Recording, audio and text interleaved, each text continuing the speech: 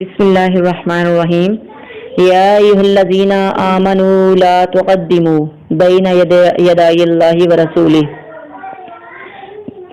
اللہ تعالیٰ نے اپنے محبوب مکرم صلی اللہ تعالیٰ علیہ وآلہ وسلم کے مقام عالی اور شان رفیع بیان فرمائی ہے اور فرمایا کہ یہ وہ رسول ہے کہ جس کی رسالت کے ہم گواہ ہیں، اور اللہ تعالیٰ نے رسول ذی شان کی جو عزت و تکریم ہے اس کا حکم دے رہا ہے کہ وہ احترام کے انداز سکھانے کے لیے اللہ تعالیٰ فرماتا ہے کہ اللہ اور اس کے رسول سے آگے نہ بڑھا کرو۔ تو ادب یہ ہوتا ہے کہ دل میں بھی تعظیم ہو، دل میں تعظیم ہوگی تو ہر جذبہ جو ہے اس کے ہر حکم کی تعمیل کا جو ہے وہ جذبہ پیدا ہوگا، اور جب تعمیل حکم پختہ ہوگی تو محبت کی نعمت بھی ملے گی، محبت کی نعمت بھی ملے گی، اور جب محبوب خداوند ذوالجلال کے عشق کی شمع فروزاں ہو گئی تو حریم کبریائی تک جانے والا راستہ منور ہو جائے گا۔ آگے وقتا اللہ اور ڈرو اللہ سے، ان اللہ سمیع علیم، بے شک اللہ تعالیٰ سب کچھ جاننے والا ہے۔ یا ایھا الذین آمنوا، اے ایمان والو، لا ترفعوا، نہ بلند کیا کرو، اصواتکم، اپنی آوازوں کو، فوق صوت النبی، نبی کریم کی آواز سے۔ اب اللہ تعالیٰ جو ہے وہ ادب و احترام کا درس جو دیا جا رہا تھا، لا تقدموا، اس سے فرمایا جا رہا ہے کہ جب کوئی شخص اپنے پیشوا یا امام کے ارشاد کے بغیر خود ہی امر کے نفاذ میں جلدی کرے تو عربی میں اسے کہتے ہیں کہ اس سے آگے نہ بڑھا کرو۔ اب آگے جو ہے کہ حقیقت یہ ہے کہ اللہ تعالیٰ اور اس کے نبی کریم پر ایمان لانے کے بعد کسی کو یہ حق نہیں پہنچتا کہ وہ اپنے رب کریم اور اس کے رسول کرم کے ارشاد کے بغیر کوئی بات کہے یا کوئی کام کرے۔ تو اللہ تعالیٰ نے اپنے حبیب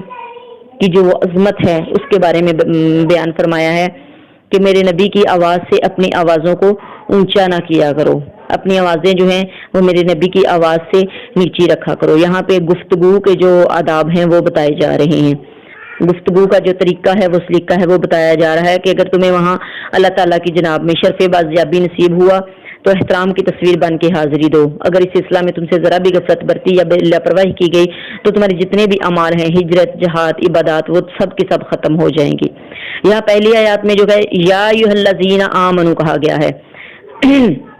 اور پھر دوبارہ دوسری آیت میں پھر کہا گیا ہے کہ یا ایھا الذین آمنوا، کہ یعنی کہ یہاں پہ ایمان والے جو ہیں ان کو، خاص طور پہ ایمان والوں کو بتایا جا رہا ہے کہ جب تم میرے نبی کے حضور جایا کرو، میرے نبی کی بارگاہ میں بیٹھا کرو تو اپنی آوازوں کو اونچا نہ کیا کرو، اپنی آوازوں کو میرے نبی کی آواز سے نیچے رکھا کرو۔ اور جب یہ آیت مبارکہ نازل ہوئی تو جو صحابہ کرام ہیں، حضرت فاروق اعظم رضی اللہ عنہ، حضرت صدیق اکبر رضی اللہ عنہ، تو ان کا یہ معمول بن گیا تھا کہ جب یہ حضور علیہ الصلوۃ والسلام کی بارگاہ میں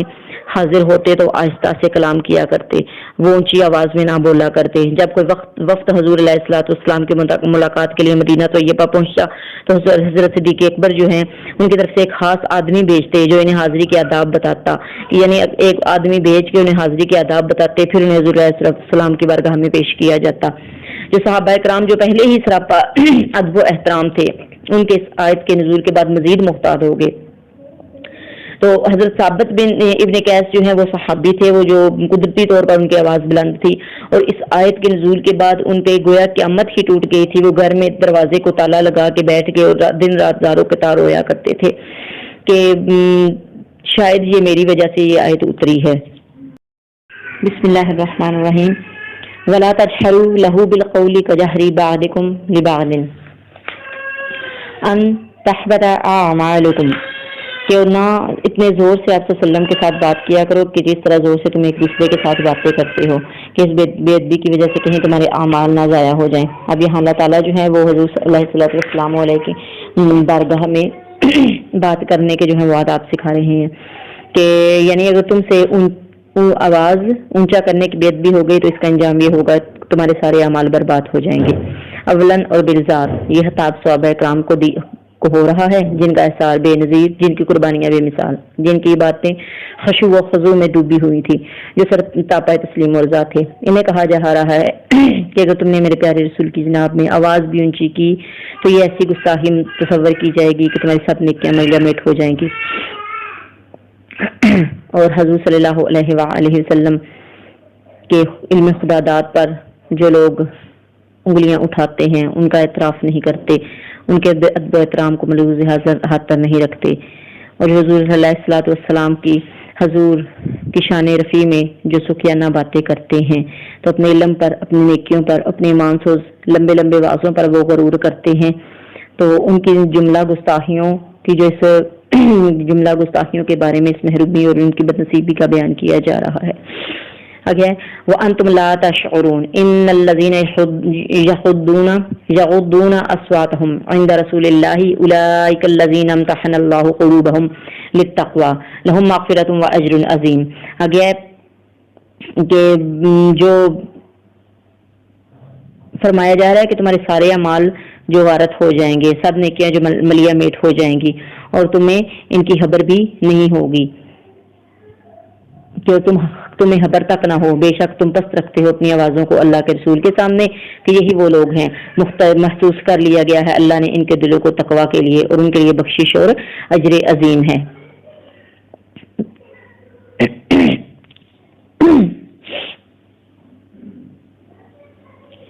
تو یہ بتایا جا رہا ہے ان لوگوں کو کہ تم جو گستاخیاں اور بدنصیبیاں کرتے ہو حضور علیہ الصلوۃ والسلام کی بارگاہ میں، تو یہ نہ ہو کہ تمہارے سارے اعمال غارت ہو جائیں اور تمہیں خبر تک نہ ہو، تم اس غلط فہمی کا شکار ہوگے کہ تم بڑے نمازی ہو، غازی ہو، روزہ دار ہو، راتوں کو قیام کرنے والے ہو، تفاسیر لکھنے والے ہو، محدث ہو، جو واعظ ہیں وہ آپ کرتے ہو، اور جنت تمہارا انتظار کر رہی ہے، اور جب وہاں پہنچو گے تو اس وقت پتہ چلے گا کہ اعمال کا جو باغ تم نے لگایا تھا اسے تو بے ادبی اور گستاخی کی نظر کر چکے ہو تم، اس وقت تم کافی افسوس ملو گے، سر پیٹو گے، لیکن بے سود لا علم۔ اس آیت سے یہ بھی بات استدلال کرتے ہوئے علماء نے فرمایا ہے کہ انسان جب روزہ مقدسہ پر حاضری دینے کی سعادت سے بہرور ہو تو وہاں بھی اونچی آواز میں بات نہ کرے، جہاں حدیث پاک کا درس ہو رہا ہو وہاں بھی آواز بلند نہ کرے، علماء ربانیین کی خدمت میں حاضر ہو تو اس وقت بھی جو ہے وہ گفتگو اپنی اونچی نہ کرے، کہ بارگاہ رسالت میں اگر کوئی اس طرح اونچا بولے گا جس سے خاطر کو اذیت پہنچے تو یہ منع ہے، لیکن ضرورت کے وقت بلند آواز سے بولنا جو ہے وہ منع نہیں ہے۔ اب یہاں پہ ایک سوال بھی اٹھتا ہے، اس آیت کے ضمن میں حضور علیہ الصلوۃ والسلام کی بارگاہ کی میں حاضری کے میں اونچی آواز سے بولنے میں ایک سوال بھی اٹھتا ہے، اور یہ سوال جو میری معزز طالبات ہے آپ خود مجھ سے کرو گی، اور جو مجھ سے یہ سوال کرے گی تو پھر میں سمجھوں گی کہ واقعی آپ لوگ یہ تفاسیر سن رہی ہیں۔ آپ جب وہ مجھ سے سوال کریں گی تو پھر میں آپ سے اس کو جواب دوں گی کہ یہاں پہ کون سا سوال اٹھتا ہے۔ اب چلتے ہیں اگلی آیت کی طرف۔ ان الذین ینادونک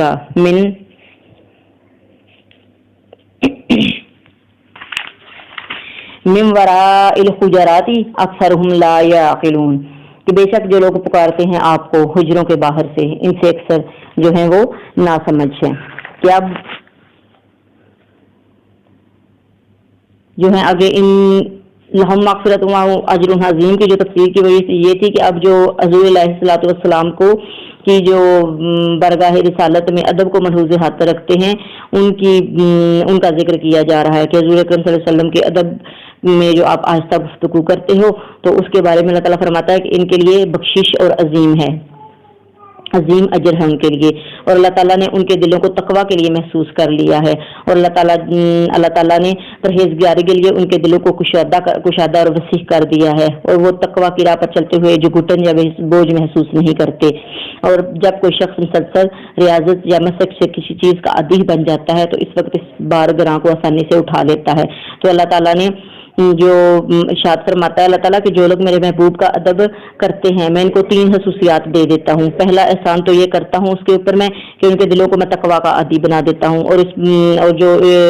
جو اعمال ہے وہ کرتے ہیں تو اس کا بار اٹھانے میں ان کو کوئی دقت پیش نہیں آتی۔ اور دوسرا احسان ان کے اوپر میں یہ کرتا ہوں کہ ان سے اگر کوئی غلطی سرزد ہو جاتی ہے تو ہم اسے بخش دیتے ہیں۔ تیسرا یہ کہ ہم انہیں اجر عظیم سے بہراور فرمائیں گے۔ مغفرت اور اجر کی تنکیر تعظیم کے لیے ہے، اور اجر کو عظیم ہے موصوف کر کے اس کی عظمت میں مبالغہ کیا گیا ہے، کیونکہ اجر وہ ملے گا کہ جو کسی آنکھ نے نہیں دیکھا، کسی کان نے نہیں سنا اور کسی دل میں خیال نہیں گزرا۔ کہ یہاں بھی اللہ تعالیٰ جو ہے اس کے بعد حضور علیہ الصلوۃ والسلام کی برگاہ میں نافرمانیاں گستاخی کرنے والوں کو عذاب وعید سنانے کے بعد جہاں جو لوگ حضور علیہ الصلوۃ والسلام کی برگاہ میں ادب کو ملحوظ ہاتھ رکھتے ہیں ان کے لیے بھی اللہ تعالیٰ فرما رہا ہے کہ جو میرے نبی کی برگاہ میں ادب رکھیں گے، ادب کا خیال رکھیں گے، میں ان پہ 3 احسان کروں گا۔ اور 3 احسان یہ ہے کہ میں ان کو دلوں کو تقوی سے بھر دوں گا، اور اگر ان سے کوئی غلطی سرزد ہو جائے گی تو میں انہیں بخش دوں گا، اور تیسرا یہ ہے کہ میں انہیں اجر عظیم دوں گا، اور اجر عظیم جو ہے وہ ایک ایسا اجر ہے، ایک ایسی نعمت ہے کہ کبھی کسی کان نے وہ سنا نہیں ہوگا اس کے بارے میں، کبھی کسی آنکھ نے اس کو دیکھا نہیں، اور کسی دل میں اس کا خیال نہیں گزرا۔ تو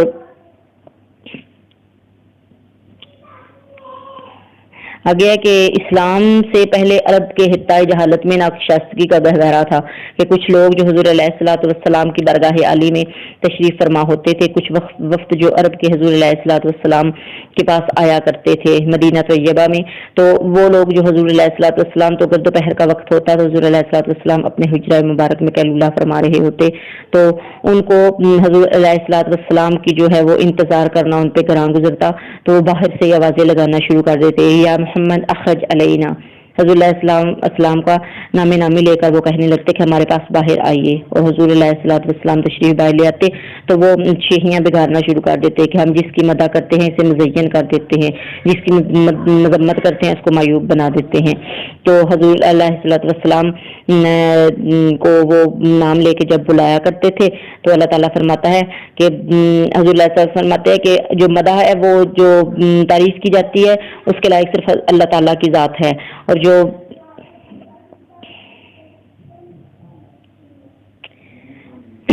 اور بنی تمیم جو ہیں وہ جو غلط بیانی سے کام لیا کرتے تھے کہ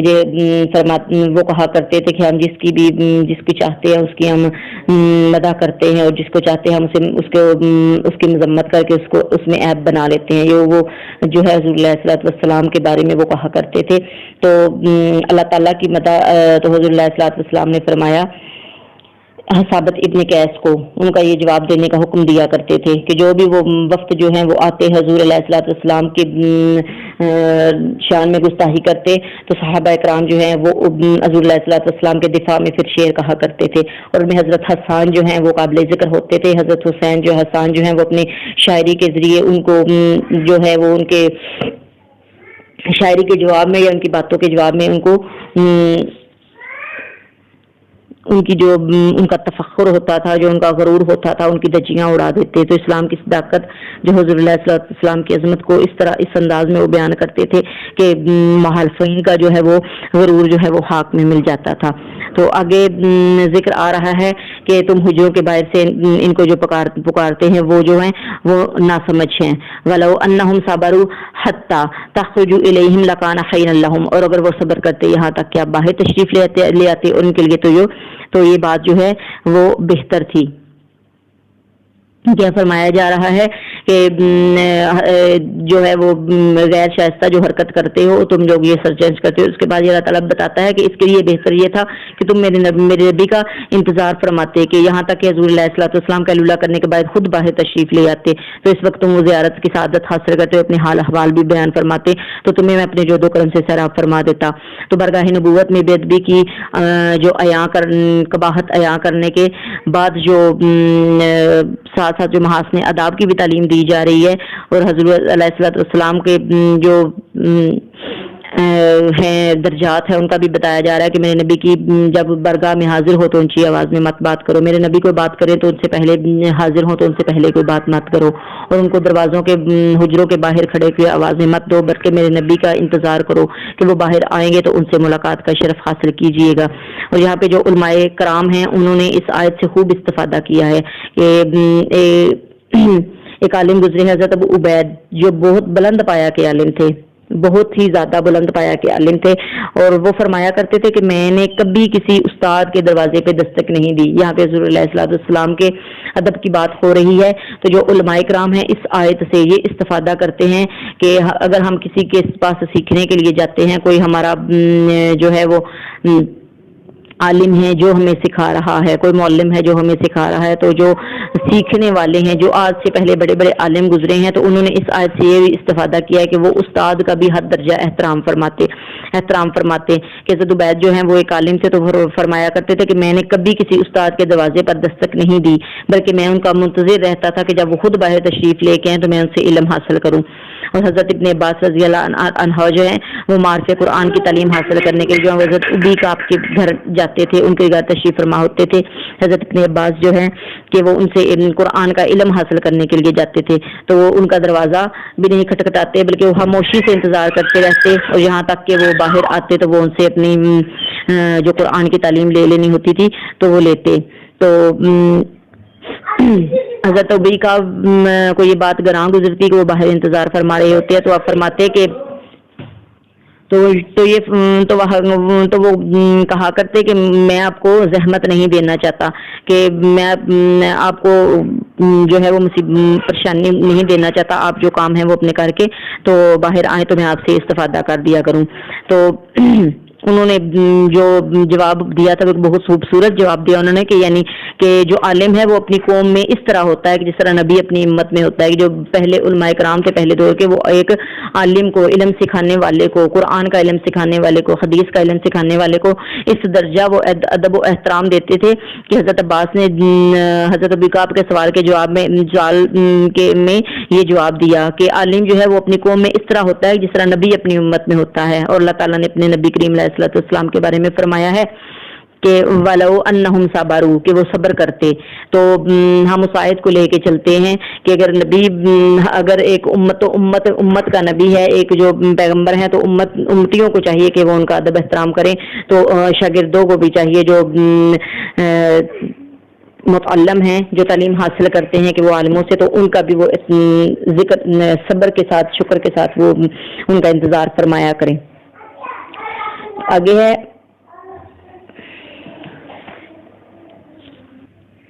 تو اسی طرح ہمیں اپنے بزرگوں کا بھی احترام کرنا چاہیے، اپنے ماں باپ کا احترام کرنا چاہیے، جو بھی ہم سے بڑے ہیں۔ تو یہ آیات اس چیز کی طرف اشارہ ہے کہ ہمیں جو بھی ہمارے بڑے ہیں، جو ہمارے لیے قابل احترام ہیں، تو ان کا احترام کرنا چاہیے۔ تو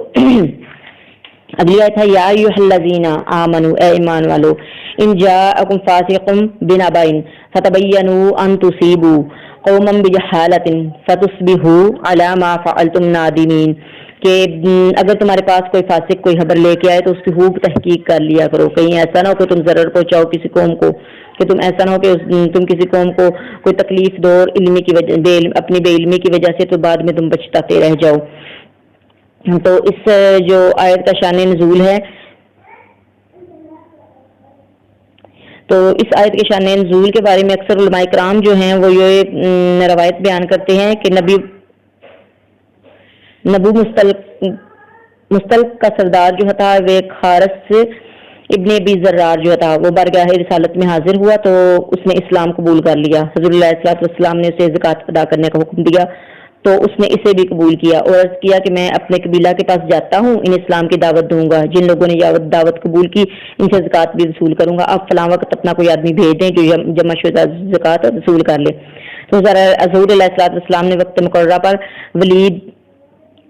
ابن عقبہ ابی محیط کو بن مسلک کی طرف بھیجا تاکہ وہ زکوٰۃ وصول کریں۔ تو زمانہ جہالت میں ولید کے ذمہ ان کا ایک قتل تھا، اسے خدشہ ہوا کہ مبادا وہ اسے قتل نہ کر دیں، وہ راستے میں لوٹ آیا اور آ کر خبر دی کہ انہوں نے زکوٰۃ دینے سے انکار کر دیا ہے، تو اس کے وہ میرے قتل کے در پہ ہو گئے تھے، تو مشکل سے جان بچا کر میں یہاں پہنچا ہوں۔ حضور علیہ الصلوۃ والسلام نے اس سے بات سنی تو حضرت خالد کو ایک دستہ دے کر ان کی طرف روانہ کیا، حکم دیا کہ پہلے حقیقت حال معلوم کر لینا، پھر کوئی کارروائی کرنا اور جلد بازی سے کام نہ لینا۔